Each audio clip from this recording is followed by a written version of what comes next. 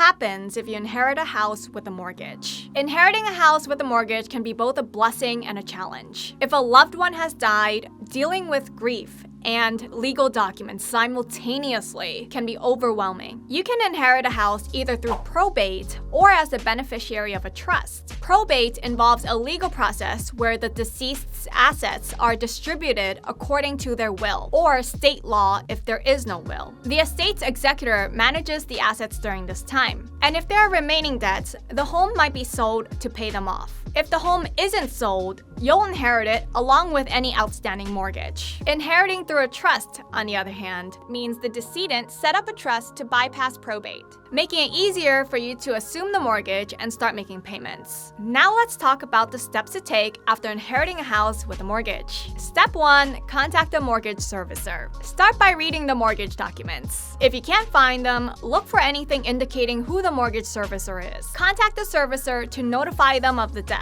and provide copies of the death certificate and will or other requested documents. The servicer will verify the death and inform you of the remaining mortgage balance and monthly payments. Step 2. Do the math. Consult the estate's executor for information on how much the deceased typically spent on housing expenses, and hire a home inspector to assess repair costs. Consider the remaining mortgage balance, monthly payments, maintenance costs, and major repairs needed. Evaluate the financial implications by calculating the home's value and equity. Step 3. Consider your tax situation. Your tax obligations depend on whether you sell the house, live in it, or use it as a rental property. If you keep the home, you'll be responsible for the property taxes and the mortgage payments, but you can enjoy the tax advantages if you rent it out. Inheriting a home also allows you to benefit from its stepped-up cost basis, which can save you money on capital gains taxes if you plan to sell the house down the line. Step 4. Ask a professional for advice. Consult a real estate attorney to understand your obligations and options. If you plan to sell, a real estate agent can provide market insights. Step 5.